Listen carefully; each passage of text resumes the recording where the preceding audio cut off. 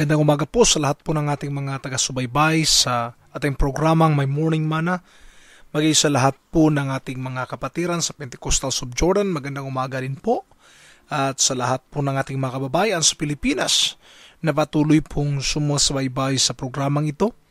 At atin pong pag-uusapan ngayon ang salita ng Panginoon mula po sa aklat ng Juan, Kapitulo 13, versikulo 1 hanggang 35. Medyo mahaba-haba po ito but please listen to this story kasi napakaganda po ng story ito, no? Bispiras ng Paskwa, alam ni Jesus na dumating na ang panahon ng kanyang paglisan sa sanlibutan ito upang bumalik sa Ama.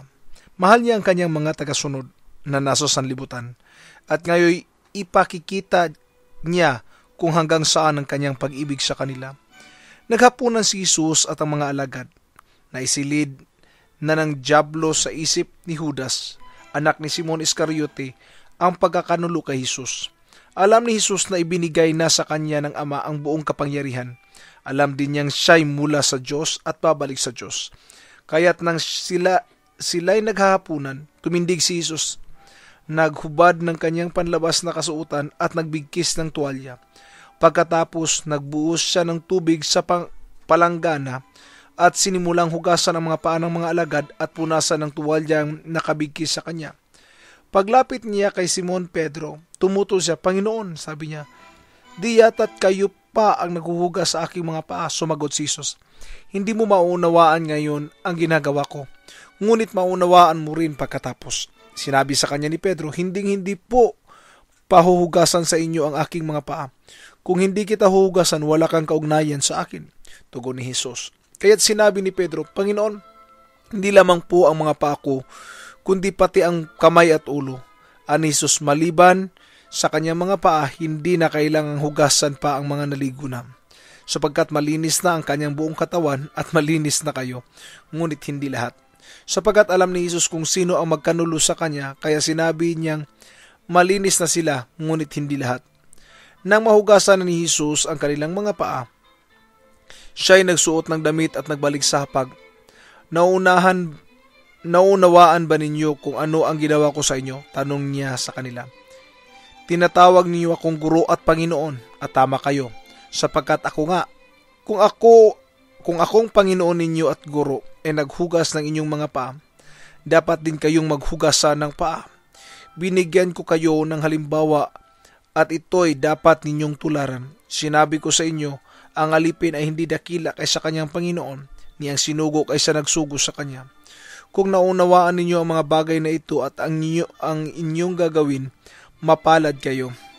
Hindi para sa inyong lahat ang sinasabi ko. Makikilala ko ang aking mga hinirang, ngunit dapat matupad ang masasabi sa kasulatan. Ako'y pinagtataksilan ng taong pinapakain ko.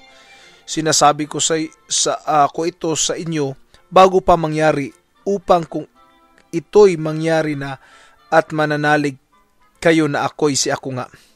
Tandaan ninyo, ang tumanggap sa sinugo ko'y tumatanggap sa akin, at ang tumatanggap sa akin ay tumatanggap sa nagsugo sa akin." Pagkasabi nito, nagugulumihan ng sinabi ni Jesus, "Tandaan ninyo, ako'y ipagkanulo ng isa sa inyo." Nagkatinginan ang mga alagad. Hindi nila alam kung sino ang kanyang tinutukoy. Ang alagad na minahal ni Jesus ay nakahilig na malapit niya.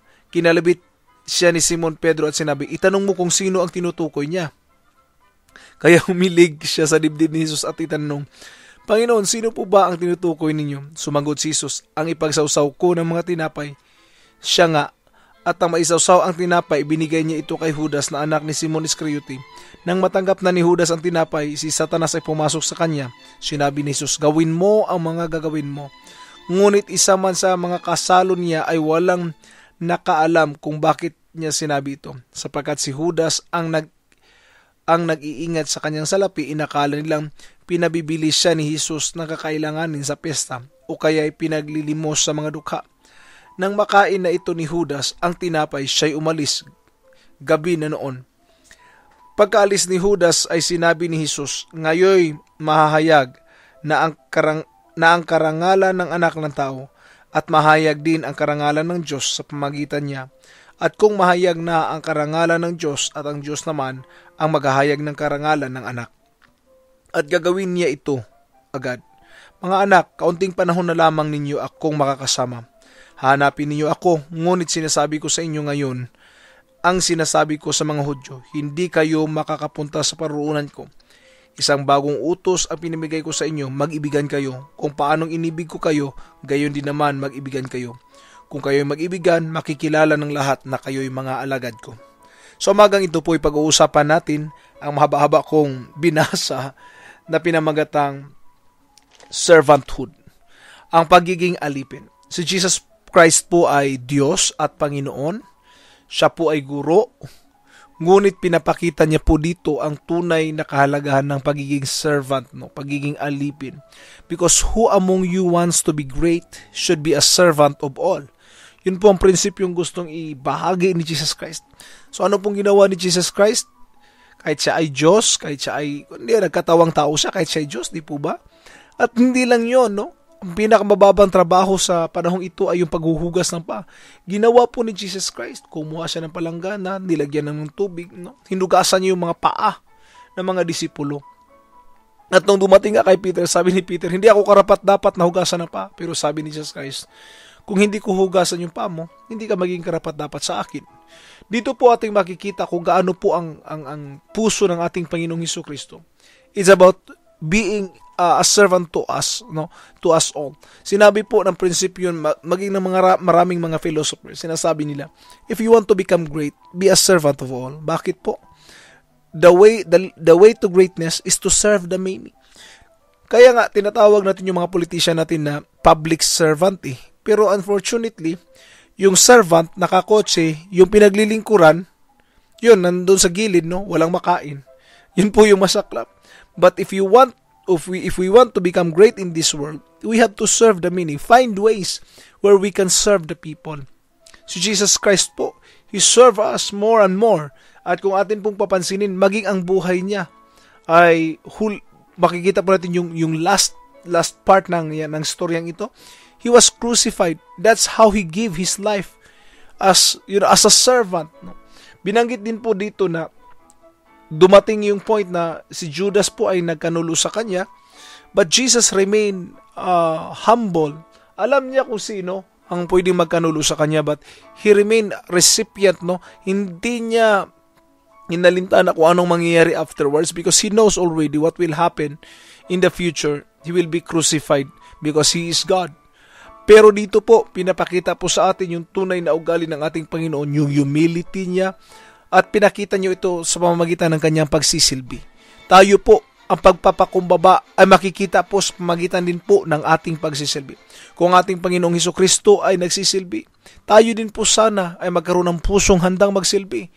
Ano pong ibig kong iparating? Ang ibig ko pong iparating ay ganito.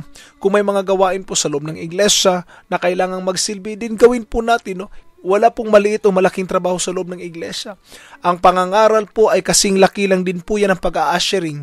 Ang pag-worship leader po ay kasing laki lang din po yan ng gawain ng paglilinis. Bakit po? Lahat po tayo ay kailangan maglingkod sa Diyos. Kailangan magsilbi sa anumang bahagi na pwedeng may capacity tayo. Hindi naman po kasi lahat pwedeng maging worship leader kasi hindi naman po lahat ay nabiyayaan ng magandang boses. Ang iba kahit dumura ay sintunado. Kaya ang ilan hanggang doon lang sa ushering. Tama po ba? Ibig pong sabihin dito, if God, our Lord Jesus Christ, perform how to serve, we as a Christian should do service to others also. Maaring hindi lang sa iglesia, maging sa lahat ng tao. Ngayon, ang tanong ko po, sa anong paraan po tayo magiging kapaki-pakinabang sa ating community? If you are a teacher, then teach the little kids. If you are a mentor or a coach, then teach the community about finances kung meron kang background. Sa anumang paraan, let's do the best that we can to serve. Hindi lang sa loob ng iglesia, maging sa labas man ng iglesia. Kaya po ang challenge ko po sa inyo, develop the attitude of servanthood. Ito po si OG Solitario na muling nagpapaalala sa inyo na sa araw-araw nating pamumuhay, kailangan natin ang tinapay ng buhay. Digest your morning manna today. God bless po at magandang araw sa inyong lahat.